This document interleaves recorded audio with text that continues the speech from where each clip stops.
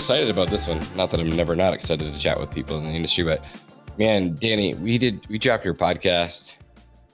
Was that been a month ago, something like that? Yeah, that was, I think, about 2 months ago. Yeah, okay, 2 months ago. And the amount of outreach that I had and how many times that got shared is incredible. And you never know, right? Like which podcast would be great. And I had a lot of feedback, a lot of text messages, a lot of emails saying, dude, that was awesome.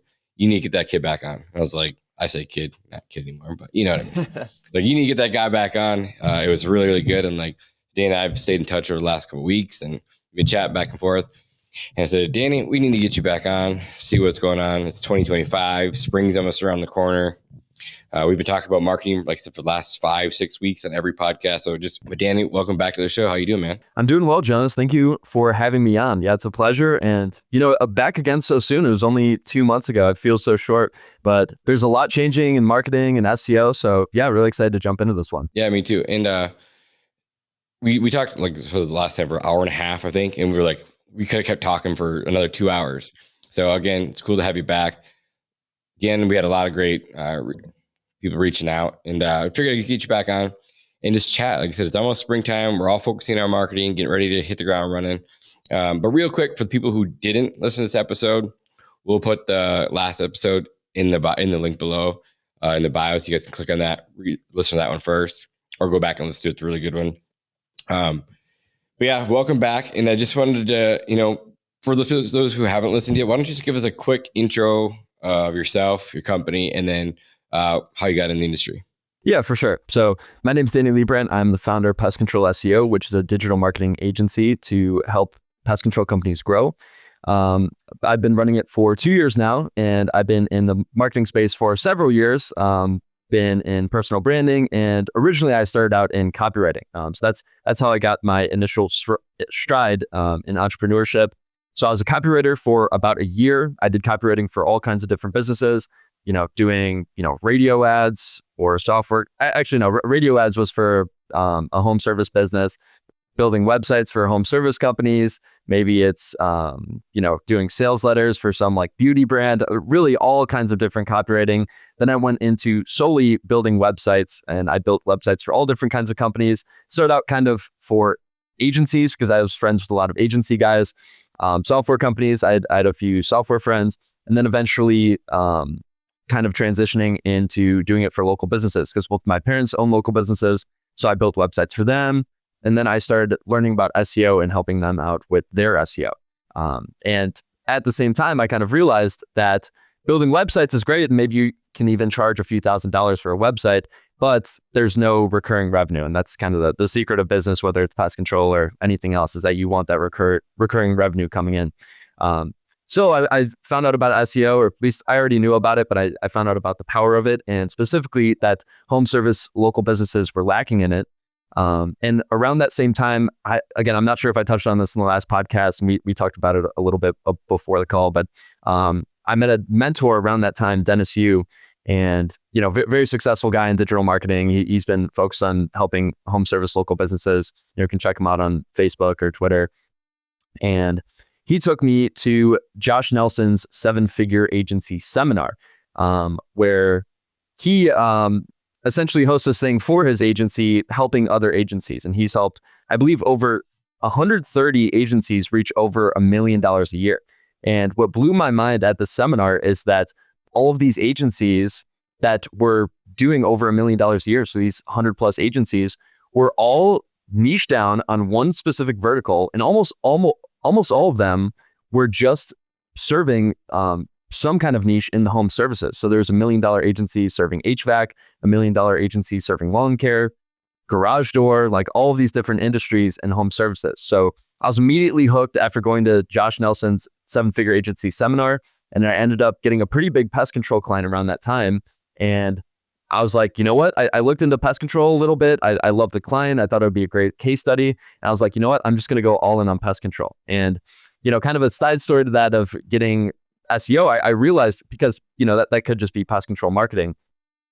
But I realized specifically that SEO was the biggest opportunity for this company and for pest control companies in general, at least in my opinion. And I saw what he was doing. I was like, how is there nothing going on with your SEO? How are you not getting any leads from it besides like maybe some from your Google Business Profile? And thinking about the user journey of, people that are working with pest control companies, they're usually not going to contact them unless they have like some kind of pest in their house, or it's more of an emergency problem, or it's more serious. Then where do they go? They go to Google, and then they search you up, and then you want to be there. Whereas, it's harder to convert them on an offer or Facebook ad, which I know you're very familiar with, and I'm sure you're very good at that. But at least in my mind, that's the kind of typical user journey for a pest control company. Yeah, for sure. It's totally different than a Facebook, right? Because Facebook, you have to interrupt them. And interrupt remarketing, get in front of them. You got to have a good hook, blah, blah, blah, blah. Where Google, the other side, is search, right? So the higher intent, they have an issue they're going to buy. So that's like the first person they call, showing up at the top of the page for sure. Facebook, totally different. But yeah, I agree with you. So we went to Josh Nelson, Seven Figure Agency, learned a ton there. And then you touched on the personal branding thing. Tell me about that. Yeah. So we talked about that a little bit before the call. So that's something that I've kind of always been big on intuitively. And the first platform that I really started going on was Twitter. So I think that might have been 3, maybe even 4 years ago at this point. But I understood how important growing a personal brand was. And I think there were really 3 key components that were kind of my goals into growing a personal brand on Twitter, which one was getting better at copywriting because I was getting into copywriting. 2 was building my network. And then 3 was getting more clients or just getting clients in general. So those 3, which by the way, it helped actually get all of those 3 in getting my name out there and getting in front of people and just also learning how to write copy, which by the way, if you want to learn how to advertise or write copy, I think one of the best ways is to do organic posting because you don't even have to put money towards it. It's literally like free testing. I like to think of it where you can put posts out. Let's say you put out a post every day for the next month. And some of them might not get any likes. Some of them might get a few likes and a few of them might blow up. That is free testing. So a lot of people, like especially back in the day, you would have to pay to do tests like that. But now something like that is free. So you can do as much testing as you'd like in an organic setting, like posting on Twitter or Facebook or LinkedIn or whatever platform it is. And for the first 30 days, it's kind of like an iconic story almost that for the first 30 days, I think, let's see, I started at about 28 followers just because, those were like my friends. Then I believe after 29 days, I was at like 75 followers. And then I finally had one tweet that blew up. Before that, all my tweets got 5 likes or less. And then I finally had a tweet that got like 50 likes. And then that got me to like 150 or whatever, 130 followers. And then about a month after that, I had another tweet that blew up even more. And I think actually I just continued growing. I got to 500 followers, and that might have been a month or 2 after. And then I did a giveaway on Twitter about how I grew to 500 followers. And that giveaway, like this was actually like how I really grew. I mean, I've only got 11,000. I haven't really pushed too hard on it recently, but I was going really hard on Twitter. But I was at 500 followers. And I did a giveaway of how essentially I got to 500 followers. And that giveaway got me 700 followers. It got 1,200 likes, like 500 retweets, like 1,000 comments. And that's what really blew me up. So I started to kind of learn how to, I wouldn't say manipulate algorithms, but how to get people to engage with content and how to grow a brand. So yeah, that was pretty big, growing on Twitter. And now I've recently been going pretty hard on Facebook and LinkedIn. And, full discretion, I actually just repurpose everything that I post on, like, let's say LinkedIn to Facebook and Twitter. It's all the same stuff there. And yet I'm getting engagement on all different platforms. Yeah, smart. Really cool. Is it Twitter or is it X? I'm always going to say Twitter. I actually didn't even realize I was calling it Twitter, but I don't like the name X. And also, like, what are you going to call a tweet then? Are you going to call, like, is that an X? Yeah. It's always going to be Twitter to me. I agree. Are you sick of paying marketing agencies and not getting results? Well, we are hosting the #1 step-by-step class on how to attract and generate sales without paying a marketing agency or having a huge budget. Most lawn care and pest control owners get stuck at a ceiling because they're dealing with outdated systems or relying on guesswork waiting for the phones to ring. Our upcoming class this Thursday provides proven strategies to generate hundreds of leads without a huge budget. We'll show you how to build a predictable system to grow past $1 million. We show you how to automate your marketing. We'll also teach you how to delegate and build your team so you have more time. So click the link in the description below. Trust me, you're not going to want to miss this. This is the one thing that I wish I had learned a lot sooner. Now, let's get back to the show. What was your reasoning for posting on there? Was it like right away you were thinking, hey, I'm going to start a personal brand, like day one? That was your first post, like with intent? Yeah, so I saw a lot of other people seeing success with it. And I just, like I said, kind of intuitively knew how powerful it was. I'm seeing these other guys, they have like 100,000 followers. And then maybe they push out a course, they push out some kind of program, and boom, they're getting like sales right away. Which like I've seen you do, I've seen other people do, where if you have a brand and a following behind you, people are willing to buy like anything you put out. Like that is so powerful. I feel like so few people know about that. So that was kind of the thought process behind that. That it makes business so much easier in a sense. Yeah, and I was talking to an acquaintance yesterday, maybe the day before, it doesn't matter. And they're like, dang, Jonas, like you just blew up. Like you're everywhere and everyone sees you, everyone knows you. And it was kind of the same thing. Like it was like, okay, I need to start a personal brand. We were talking about, a bunch of our friends were talking about starting a podcast. And then no one did it. I'm like, forget it. I'll just go do it myself. And then started our podcast. And now 112 episodes, here we are. We've been rolling for 2 years, like one of the largest podcasts for our industry. Again, I think it's just like you said, staying consistent. First, 30, no one really listened to, but then they just started catching on. People started sharing it, putting it in the group. Everyone started following it. And then, then we have listeners and we tag them in it and then they're posting it. And then all of a sudden we have, whatever, how many downloads a month. It's pretty wild, pretty crazy. So it's cool. But I think that's like with anything, like same thing with our YouTube. Like the first 50 videos, I think it had like less than 100 views. It's like demoralizing. Like, oh, this sucks. And then all of a sudden we have one stupid air rating video. They got like 10,000. And then all of a sudden 2 weeks later got 100,000. Like, holy crap. And then, next thing you know, we're a couple years in and got 19 million views last year. So just, it's like with anything, just stick to it. It just takes time. And it's hard at first, but then you, like you said, you're not manipulating the algorithm, but you get what works and what doesn't work. Yeah, you understand what people like and they engage with. And yeah, that the consistency is so big. I feel like so many people fall short of that because maybe they go for a week or two, maybe even a few months and they don't see anything and then they stop. The whole thing, regardless of where you're posting content, the whole thing with content is iterating, right? And that's what you've done as well. And I think, I believe we talked on the podcast last time. Actually, it might have been on my podcast that you were talking that every little single component of the short form videos that you make matters so much. Like whether it's the audio, maybe you're putting some music there, exactly how long it is, changing the frames at a certain time. There's so much that goes into it. Now, I'm not a short form guy, so I don't even fully understand that. But in terms of writing tweets and copy in general, it's the same thing. The same thing applies. So don't get disheartened if you're putting out content and it's not performing. Just keep iterating and keep getting better. Yeah, I agree with that. Before the show, you kind of talked, and maybe we open up the show with that. Can't remember. You said like a lot of things have just, Google's constantly changing, a lot's evolving. What is on the horizon that we should talk about now going into 2025 when it comes to, Google and SEO? Yeah, so I'll first give kind of a layout of what the AI landscape looks like.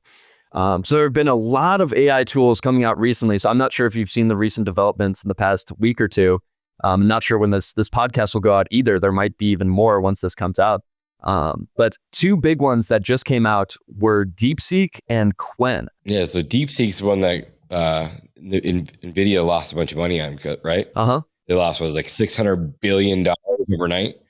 Yeah. They crashed. There's so many users were going that they crashed the site, like you said, yeah. Yeah, so DeepSeek and Qwen, and I'm assuming they're going to release even more. So by the time this podcast comes out, there might even be more.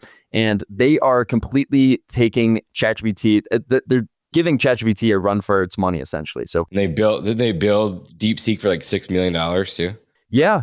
I believe it was 5 million. I mean, there are rumors about different things, and it was a side project, and they built it with a small team, and they do it with less energy, less money. No, it's really insane.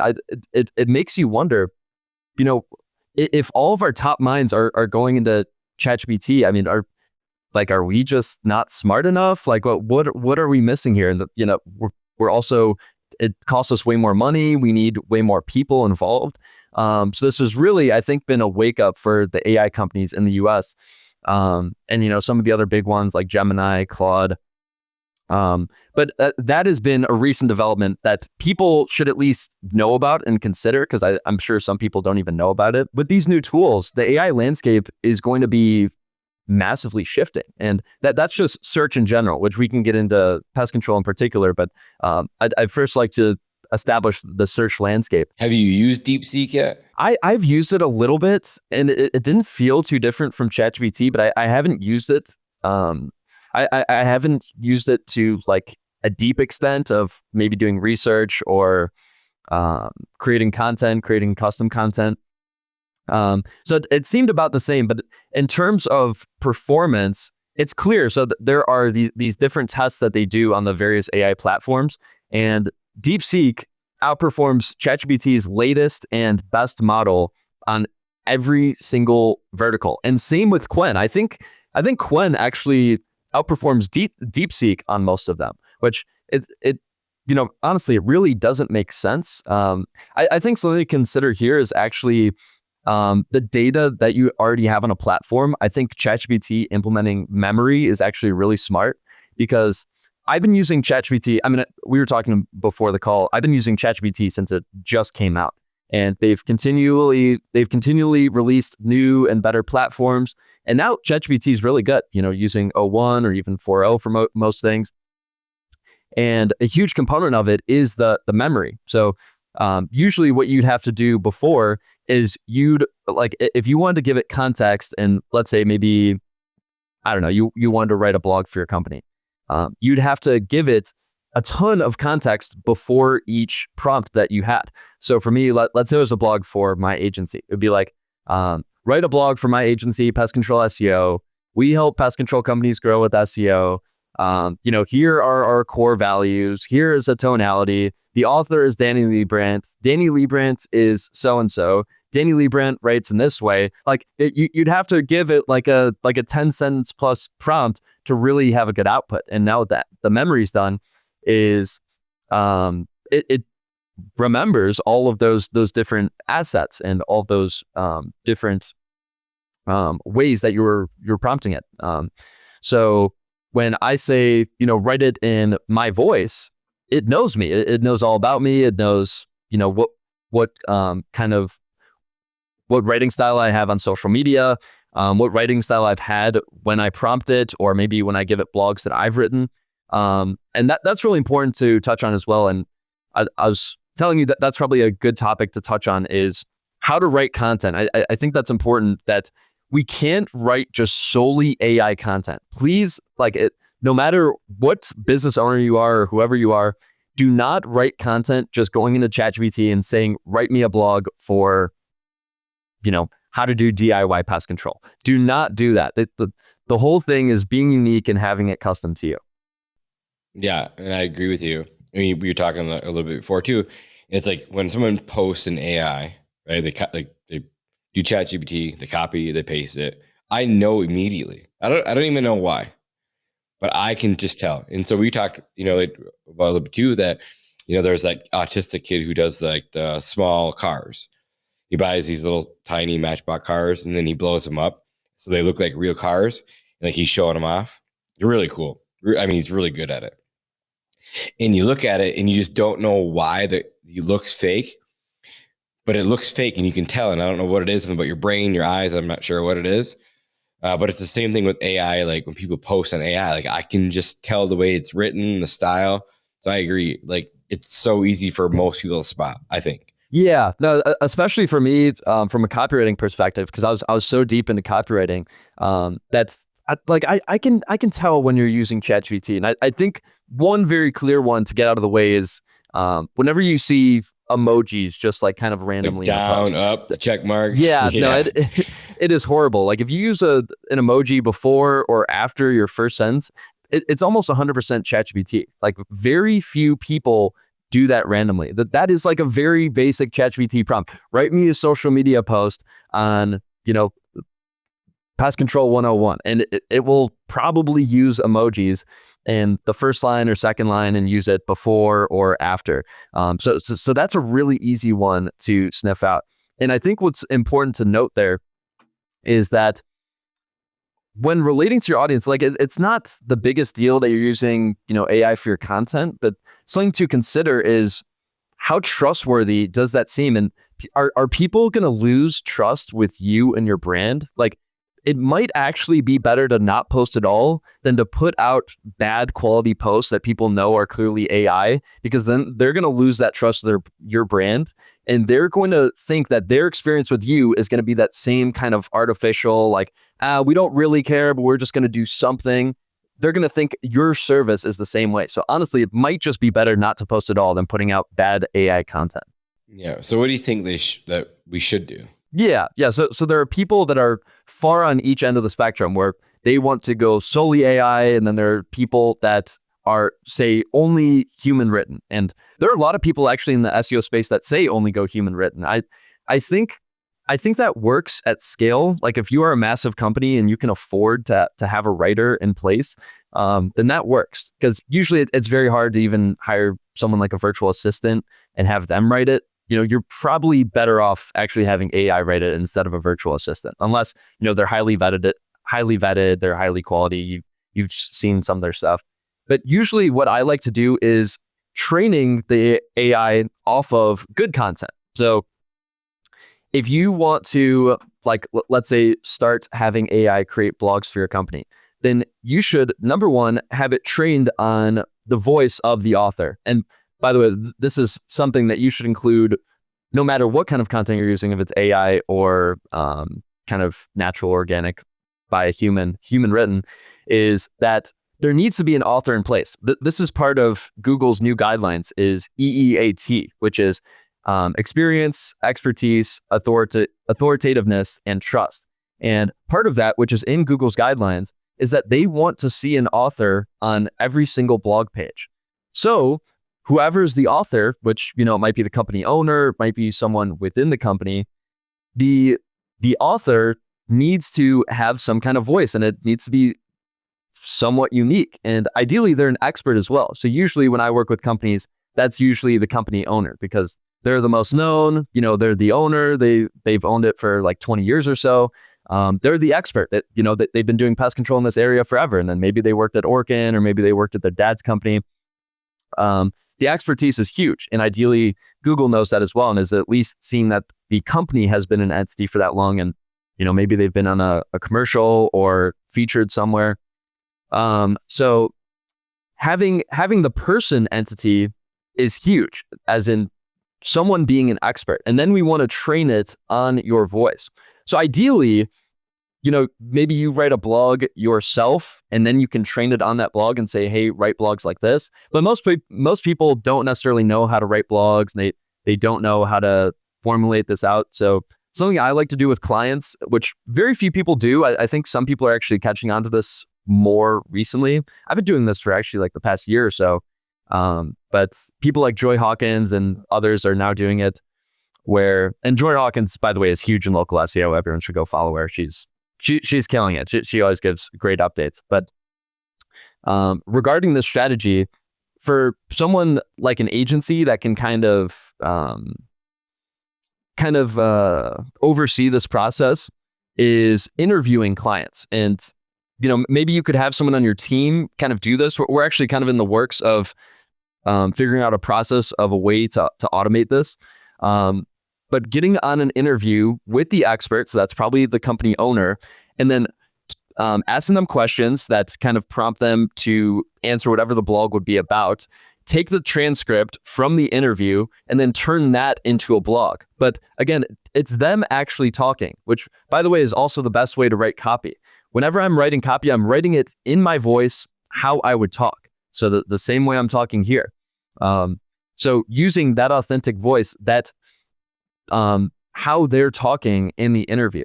So usually that's how we like to do it, but starting from real content. And by the way, that powers up the content, because if on the blog page, now you can link the YouTube video, and then you have the YouTube video separate. Now the YouTube video is ranking for that.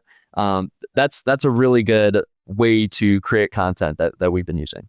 Yeah, that's awesome. What about like video content? Because a lot of people are just doing AI video content too. Yeah, I think that's ridiculous, and I also think it's not there yet.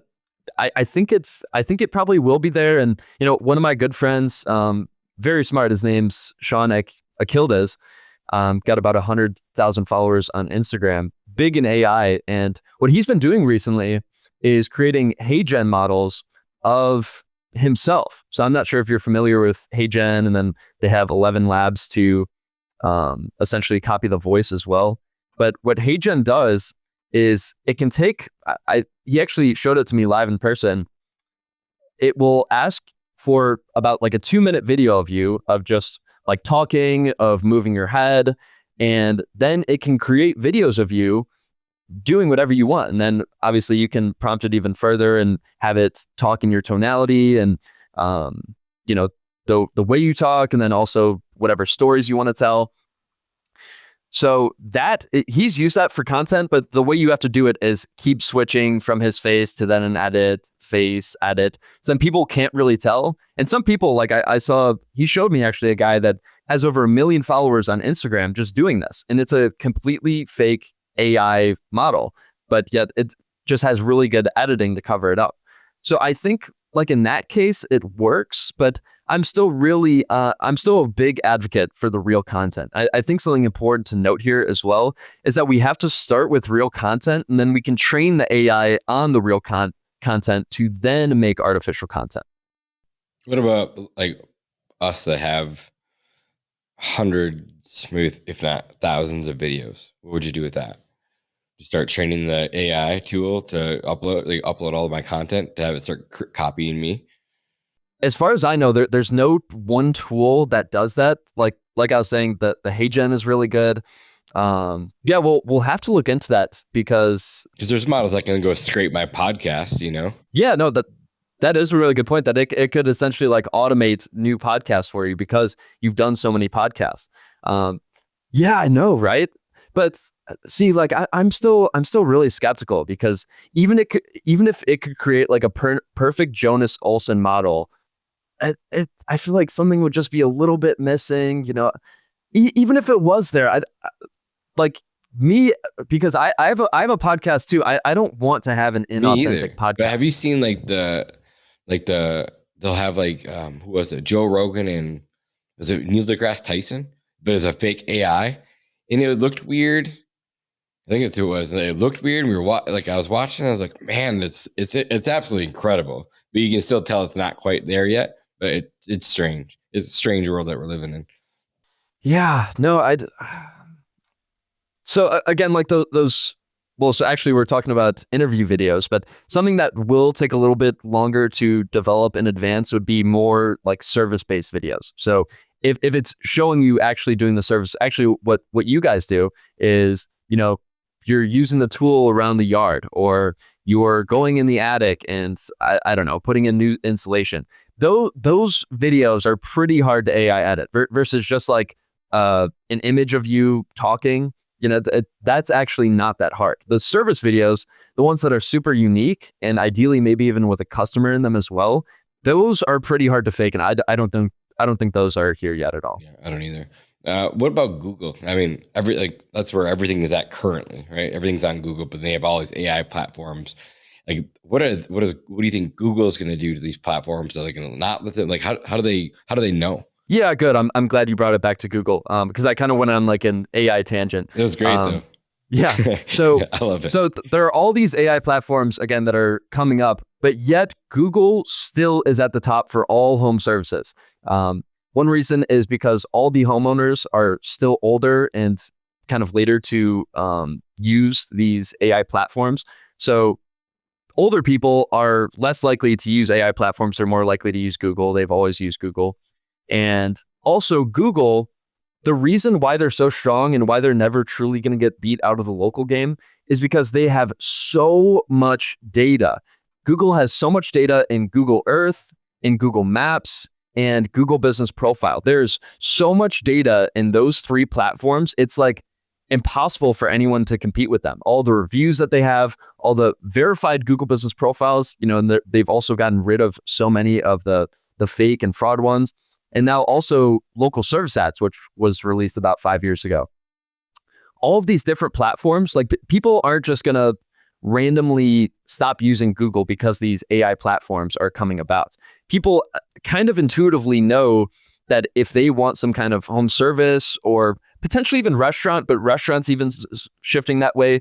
But if you're looking for a company and you want to see their reviews, particularly because that's actually what a lot of people are looking for, you're going to Google because you want to see their Google reviews. And a lot of people don't actually understand like the intricacies of what they're looking for in each search, but they just know this intuitively because they've done it for so long for every single search. Like, there's bugs in my house, go to Google. Like people have just thought like that forever. I think it's going to be a very slow transition out of it. And like I said, I don't think Google is ever truly going to fade away. Something that I like that Neil Patel said, which, huge guy in digital marketing SEO, is that Google is not going to be taken down, but they're going to have less of a monopoly. And it's going to feel more of a kind of balanced landscape, the same as social platforms. You can think about Facebook. Facebook was completely dominating all the social platforms, and now they seem all kind of equal. It's like Instagram's up there, Twitter or X is up there, Snapchat's up there, TikTok was up there and then they banned it, YouTube's up there. So, it's going to be a more balanced landscape, I'd say, in search, but Google is still going to have the stronghold on really, I'd say, most local searches for at least the next 10 years. Yeah, I agree. Slightly off topic because you brought up TikTok. Did you see people selling their phones? I did see that. Yeah, and also selling like an hour of scrolling their feed. Yeah, I didn't delete my TikTok app yet, and I can still get in. I can sell my phone for $40K. I know. Wait, what? $40K? Yeah, $40K. What? Yeah, because if you have your phone, iPhone or whatever, I think it was the iPhone, and you have the original TikTok app, didn't delete, and you can still go in. Yeah, it's $40K they're selling them for right now. What? See, I didn't know that, but yeah, I haven't had TikTok in a while. I maybe deleted it like a year or two ago, and I tried to actually download it again just because I wanted to upload update my logo on my agency profile, and I couldn't get in. I was like, what? Because I guess I misinterpreted. I thought that it was TikTok got brought back, but I guess it's only if you already have the app, but you can't download it again.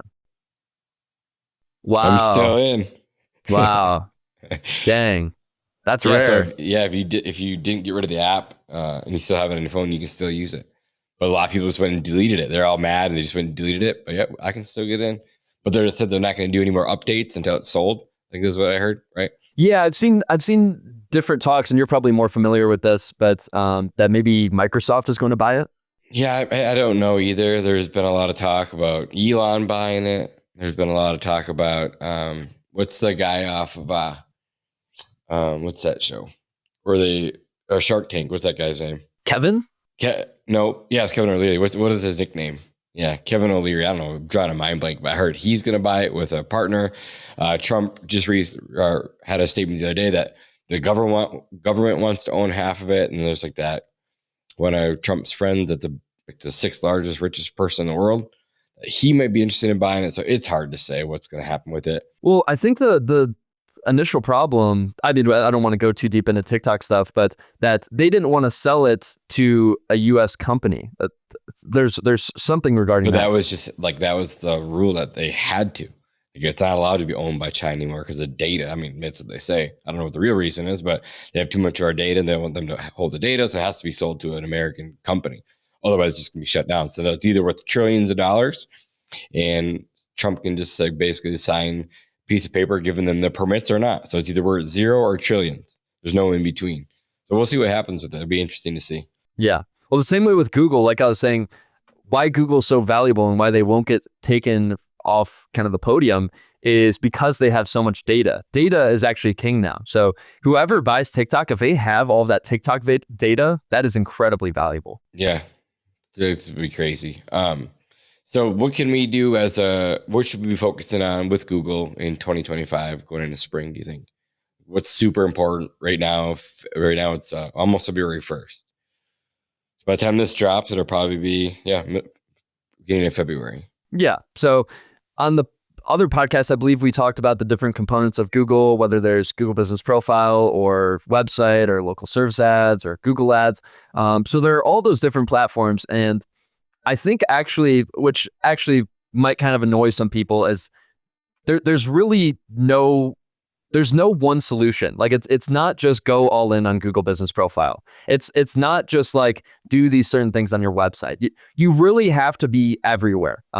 And again, another good thing Neil Patel said is that it's no longer search engine optimization, it's search everywhere optimization. You need to be optimizing everywhere. And honestly, this is really hard for small businesses, and it's hard for me to give them advice because it's like, dude, you kind of have to do everything. Like I know that sounds kind of scary, and you're not sure exactly what that means, but there's not one specific platform to focus on. You really should be doing all of them.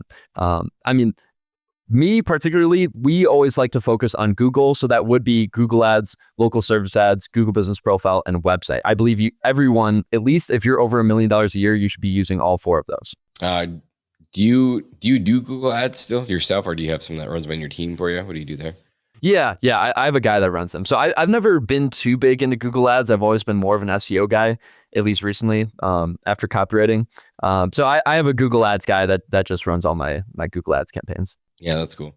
What are you up to these days? Like, what's your focus on? I know you're growing your agency. How's that been going? Yeah. Growing the agency's been good. Been taking on some more consulting clients, like I posted maybe a few months ago. But haven't been too avid on growth, and I guess this might be a good transition point. But I have been working on a course about the past month or so. I wonder who told you to do that. Because I mean, no one else out there had it, right? It's like, man, if people could just learn how to do this themselves, which I feel like I wish I had known about marketing day one. Like, thankfully I had a good mentor. He's like, hey, some of the best entrepreneurs are really good marketers, and he was great at marketing, and he really got us focused on it. Even still, I feel like I missed the boat. I'm still constantly there and trying to get better. I just feel like most entrepreneurs should at least know what they're talking about, or even if they hired an agency, needed an agency. There's nothing bad about agencies. I've been burned in the past, but I've also worked with some great ones. But I could never they tell me all this information. I'm like, I don't really know what that means, or whatever, right? Until I really started getting heavy into it. I'm like, now working with agencies, talking with other business owners, you can talk the language at least. If you don't want to do it yourself, at least you can know what to talk about. So what is your course? Tell me about your course. What are you guys doing? Yeah, definitely. So like my agency and like everything else, it's going to be all about pest control SEO. So I've actually, even before you mentioned it, which I guess we can reveal it now, is that the course will be released in your program. And I think we're going to try doing it together and separate. But really, I want it to be a fully comprehensive guide to everything pest control SEO. And like I was just saying, I was thinking about how to cover all the components in something that's fairly simple, but yet still covers everything, isn't too complex. And even before we started talking, I was thinking about releasing a book. I believe we were talking about, we've talked about, I was really brainstorming on what different components should I cover. And after a few months of brainstorming, I had like a light bulb moment maybe a few weeks ago, and I finally figured out kind of the perfect structure that I want to set it out in. So I'll go over that quickly. That is 10 different sections, which, 10 is a nice number, by the way. One is the introductions. That's just kind of, what to expect in the course, a little bit about me. Number 2 is understanding SEO.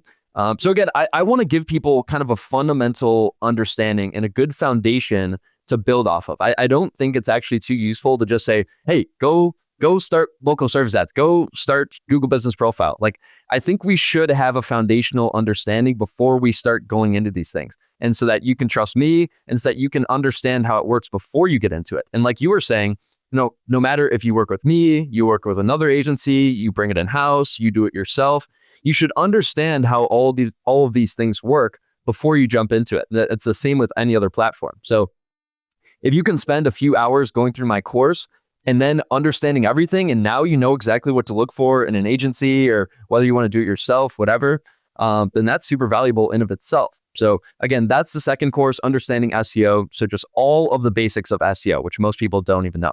Then the third one is understanding Google, which most people don't know as well. But I jump into just about everything that Google teaches regarding SEO. So a lot of people aren't familiar with this, but Google has a lot of training and a lot of guidelines within what they've put out in blogs and training. And, they have like the Google Search Central where they put out a lot of information as to what you should be doing on Google.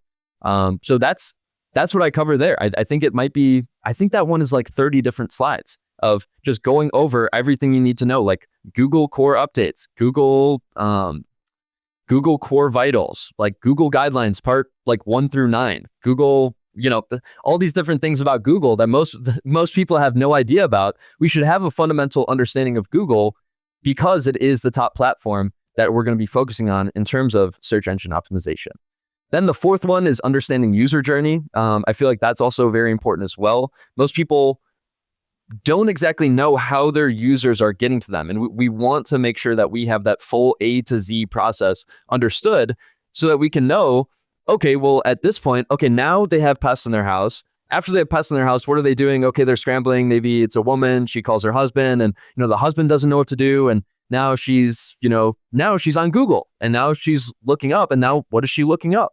We want to know what keywords the customer is looking up and kind of get in the brain of the consumer. And again, it works with any business, but in particular, we should know about this certain scenario as a pest control owner. Then the next one, so I believe we're on 5, that would be understanding Google Business Profile. So going into everything Google, or actually no, it's because I have it in kind of 3 distinct sections. This is how to win Google Business Profile, but still I briefly cover what exactly it is, how to set it up, quick wins, top conversion factors, top ranking factors, all those different things regarding Google Business Profile. Then the 6th one is how to win website SEO. So everything to do on your website, how to set it up, what you need to have, all those good components. Then 8 would be how to win local service ads. Actually, I was kind of debating whether to add this or not because local service ads are fairly simple and I feel like a lot of people already have them set up. And also, I mean, it is actually technically advertising. You're putting money towards it. So you wouldn't exactly consider it SEO, but there's still ways to win though. Yeah. No, in my mind, I really do see it as a form of SEO. And it is also tied directly to your Google Business Profile and whether you're getting reviews there and how active you are. So I view it the same as these other platforms. And those are really the 3 main platforms I touch on. Again, I don't have a Google Ads course in there because I'm not so much of a Google Ads guy. Maybe, I don't know, we could have someone else, another Google Ads guy release them, or maybe, in a year or so. But those are the 3 main how to win sections. So first we had the 3 understandings, then the 3 how to wins. And then I believe, the final 2 is how to do SEO. How to set up SEO. And then the 9th one would be what to keep doing for SEO. And then the final one is just the conclusion, wrapping up the course as a whole. So kind of the first section is understanding everything you need to know as a baseline foundation. The next section is how to win. So, what it takes to actually win on these different platforms that we should be focusing on for SEO. And then the last section is how to actually do. What should you be doing to set up and to keep doing on a recurring basis? And in my agency in particular, that's kind of how we like to split up the process is a setup phase, which is about the first month or so, and then a recurring phase, which is after that month. But we want to make sure, like I was just saying regarding the course and your information, also when we're doing SEO, we want to make sure that we have good foundation regarding your website and your entity and your Google Business Profile and all these different things, and then do recurring work on top of that. So that's essentially the course. I think it's fairly fleshed out. I'm already fired up. It's awesome. Yeah, I know. No, there's a lot in it. I told you I've been spending a lot of time on it, and each of those sections, give or take, have like 10 to 15 items under that. Like I think the Google Business Profile one had like 16 under it. It's just like how to choose location, how to crush reviews, like what is the different level of all of your reviews? What is the different level of each review? Like, it's really crazy. So yeah, this is something I'm pretty proud of, and I think it's going to be really awesome. I think people will really like it. Knowing what I know about you, it's going to be pretty epic. How much time do you think that, or how much content will be in there, do you think, by the time you're done with it?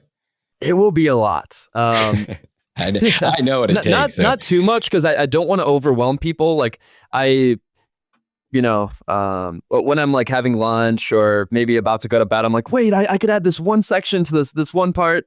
And I'm like, wait, that'll be a little bit too advanced. It might take away from the other sections. So I wouldn't say that's absolutely everything. I'd say it's about 80% of everything that you need to know. Not the extra 20 that would probably be it'd make it 2 times as long, and then you kind of just get stuck. So I would say, I'm not sure exactly how long it'll be. It'll probably be 3 to 5 hours, I would guess. That's awesome. I love that. And in the course itself is cool. I love that. We have a call every Thursday night too. We'll obviously have you join those. You don't have to be at every single one. Be nice to show your face. I'll chat later. But the community that we're growing in there is freaking awesome. That's it is so cool. And it's different because it's marketing, but we get a lot of questions of operations and so what we're doing, door to door or sales or whatever. It's been really fun. I didn't know much how to actually enjoy it, but the community itself that we're building is pretty incredible. I think we had just last night, it's 45 minutes long, go over Q&A, but we had 38 people on the call already, which is awesome. And it's just cool. There's, people that have been in this day one, people who are just joining last week. So it's really, really cool. And it's only going to keep getting bigger. And like I told you before the class, my ultimate goal at the end of the year, beginning of the year, is to have a conference that we just talk about marketing, pest control marketing, or lawn care marketing, bringing you guys in and have you speak it. It's going to be so much fun. And I know I'm saying it live on the podcast. It's kind of like we're doing the 6-pack thing. I hold myself accountable. These are things that I want to do. I'm going to make sure that they get done. Don't know if at the end of this year, but early next year, somewhere in there, we're going to do this thing. It's going to be awesome. I'm excited. Yeah, no, a conference would be so cool. And yeah, that's kind of the beauty of being in one particular industry. A lot of people just want to be general, or, same way if you're a home service local business. Some people just want to do every single trade. They want to be an electrician. They want to be an HVAC guy. They want to be a plumbing guy. It's I think at least starting out, the same way that I'm very focused on pest control marketing, same way with you, or at least in terms of Pest Control Millionaire, that we should be focused on one particular vertical. And then that also applies to something like a community. Let's get in touch with all of the people that are exactly like us, because there are so many other variables that come into play as well, of how big they are, what location they are, all those different variables come into play. So we want to have as much similar as possible. And usually that's what creates a successful and thriving community, is people that are similar and share the same values. Yeah, it's really cool because you'll have a person that posts an ad that's working really great. And it's everyone can just copy their ad and go run it for themselves. Why not help each other? But then you'll have some that you'll try that's in a different market. You try it in your market and it doesn't crush. You're oh, I wonder why, because your demographics is a little bit different. But it's cool to just build out, learn as I'm in there from everyone else that's running them too. It's really been really, really fun. And I actually enjoy it a lot. It's fun to see, just to chat with everyone like yourself and Jake's and all these people that are on there. It's so much fun just to learn. It's really cool. It's been a great experience for me too. The podcast isn't just about me. I'm just interested in what others are doing, right?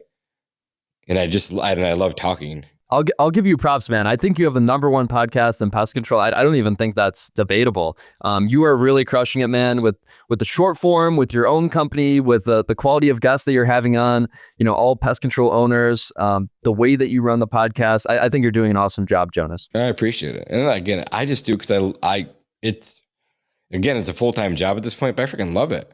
Like I get fired up. Seriously, I've I'm not lying to you, right? I have notes that I take on every single podcast, and I love it. And then I go back and maybe eventually write a book like you and I talked about at some point, like how much information that I have just on the 112 podcasts already. I could use that for the book, whatever, you know what I mean? And so you and I talked about the whole book thing. I'm like, yeah, I think a book's a great idea. And I push back, and I can be wrong too. I'm totally okay with that. I was like, I just don't know if it's yet. That's all I said. Yeah, I think it's great. I just don't know if it's yet. So your first 10 things, what are they going to be? What order? Yeah. No, that's true. And you were referencing Alex Hormozy. That's what Hormozy said. So obviously he takes authority over anything I say. Just me, particularly in the SEO space, it's kind of somewhat of a little known secret in the SEO space that releasing a book is really good for your personal SEO. So that will really establish your entity on Google. It will say you're an author. And then all of that information that you put in your Amazon author profile will then be distributed. And that's a very high authority source. And that you are an author, that will be distributed to Google and to all these different sources. And that's a clear indicator that you're an authority. Book sales in general, right? Yeah. I mean, I like the smirk. I like the smirk. No, I mean, I'd say actually more be about SEO than book sales. That's cool. That's super smart. Now to me, it makes sense. I'm like, oh yeah, now I get it. Yeah. And overall authority, like, I think what people don't understand and I don't know, one of the last few topics here is that you need to think about Google the same way that people think. So Google is looking for, like I was saying earlier, EEAT, experience, expertise, authority, trust. Google is looking for those different metrics. And believe it or not, that is essentially how the human mind works as well. And I don't know if other people have figured this out, but I figured this out on my own, that Google is operating the same way people work. And it makes complete sense because they are optimizing for the user. That they want to show whatever people want to see the most. So in terms of, showing authority, people want to listen to other people that have authority. People want to get news from news sites that have authority. So imagine if all of the news sites just got completely democratized and now you're seeing like some random super far right or super far left magazine that came out like last week. Like, no, I want to listen to the Chicago Tribune and whatever main news sites that I listen to because they've been around for so long and they have a ton of experts behind them and featured in the articles. And that's the same way that Google works. We want authoritativeness. Google wants to show authoritativeness. We want people that we can trust. Google wants to show people that we can trust. So I dive into all of that in the course and just something to consider there. So I think you said that your course will drop, you're hoping by Monday? Yeah, should drop Monday. Yeah, and then when's the book going to drop? I think the book is actually going to drop. It might be in the next month or so. So I think I'll almost make it like a dumbed down version of the course. So it won't have everything that's in the course. And I think in the course also, which I don't think we've even actually we spoke a little bit about this. But I'd like to have some additional assets in the course and ideally even updated every so often. So maybe, next month, I then drop like a little personal branding course. And then the month after that, maybe it's a keyword research course, like in these micro topics. And I think that it should always constantly be evolving and updating too. It's going to be cool. And it's the same thing that we do. And like offline, I should talk about the personal brand creating thing because I've been heavy into that for the past year and a half. Like that's been my ultimate goal with my Instagram. Like everything's been evolving. It's been a lot of fun to learn too. Yeah. No, the super fun thing is establishing your entity on Google. It's almost like its own entity essentially, or like your own social profile. So you have a social profile on Facebook, you have one on Twitter, you have one on YouTube, whatever other platform. Google, you essentially have a profile there, and it's called your Google Knowledge Panel. And how much is that filled out? I check mine just about every single day, and it will show my name in like bolded letters, and it will show like a featured image and the social profiles that I'm most active on. So that's something to consider as well, and that's really fun to build out too. Is building up your Google Knowledge Panel. So yeah, I'll probably make a course about that. It doesn't really make sense to put it in the main section, right. But yeah, I definitely like to touch on that sometime in the future. So yeah, again, just to reiterate, the book, I think I'm actually going to use those same 10 sections because it just feels like it really makes sense to me. So I'll use those same 10 sections, but it'll be more dumbed down and then no extra stuff. Have you been working with anyone like to publicize it, or are you going to make it like a hardcover? It's like only be Audible. What's your thoughts there? Now my brain's working. Yeah, no, I will release it in just about every platform available. Are you going to do like the Alex Hormozy style, or is it like your podcast? Yeah. Like that's so freaking awesome. Dude, yeah, I love it. Yeah, I'll release a physical book. I guess I'll probably release a free ebook, even though I don't know. We'll see. I haven't thought too much about it. My mind's mainly been on the course, but then also doing an audiobook because I'm really big into audiobooks. I think you are too. I know a lot of people that are, and that'd be cool to have it in my voice of speaking out the book as a whole. And again, it's basically the course, and it's in my voice. So that's like, this is actually kind of a good meta point to wrap up on that. I was talking about creating from original content. Me creating this book, even though I'm going to take it from the course and I don't know, maybe have AI turn it into a book of maybe now it's more book formatted. It's still coming from real content. I created the whole course of me actually writing it out. And now that I've created all this real quality content, now I can use AI to turn that into a book. Or if I wanted to, turn it into blogs or turn it into newsletters. But it's important that we start with real quality content from an expert in the topic. Yeah, awesome. Where are you going on vacation? I'm going to Italy. How long are you going for? 3 weeks. Oh, that's awesome. Yeah. Are you excited? Oh, no, I'm so excited. And I think I told you, I'm going with my mentor, Dennis. We like to do a lot of traveling. And because we work online, our schedules usually kind of overlap. It just happens to work out. We love traveling together. We love going around the world doing cool stuff. So yeah, it'll be super fun. Do you have any like things you guys want to get done while you're there? So usually we do. We went on 2 pretty big trips last year. We went on a Asia trip. The main thing of that was doing a cave tour. Then we went kind of around Jerusalem and Rome, and that was mainly to go in Jerusalem and travel all around there and see the Church of the Holy Sepulchre and all these religious sites. But this trip, we actually don't really have anything particular planned. It's just, I don't know, maybe he has some stuff planned, but we're just gonna kind of take it as it goes. That's awesome. Super excited for you. I know I said this last time, but when you get back, we really have to sit down and get together. Just be fun to hang out for a couple of days. I'll come to Chicago. I love Chicago. It's awesome.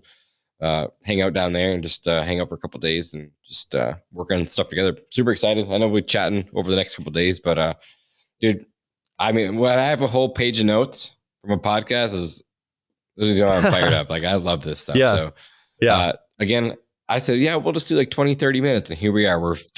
We're 58 minutes in and it feels like we talk forever. We got a lot to do with the course. Got a lot to work on together. We're going to have all the information. We'll have your link in the bio and description below. It's going to be super awesome. Again, thanks for being with us today. I'm fired up for you. Fired up for the course. It's going to be super awesome. Yeah. Thank you for having me, Jonas. And thank you for having me release the course in your program. I think that's so cool. More details to follow, and it should be released when this comes out. And we should definitely meet up in person. And I'd love to have you on my podcast again in person. That'd be really cool. Let's do it. Like that. That's fun. It'd be fun. Let's do it. So we'll plan that for when you get back. I'll definitely come to Chicago again. I love Chicago. We stayed at Trump Tower last time we were there. We had so much fun. Nice. Trump Tower is beautiful. And it's just the level of service is it's unreal. It's super awesome. I'd love to come back down there.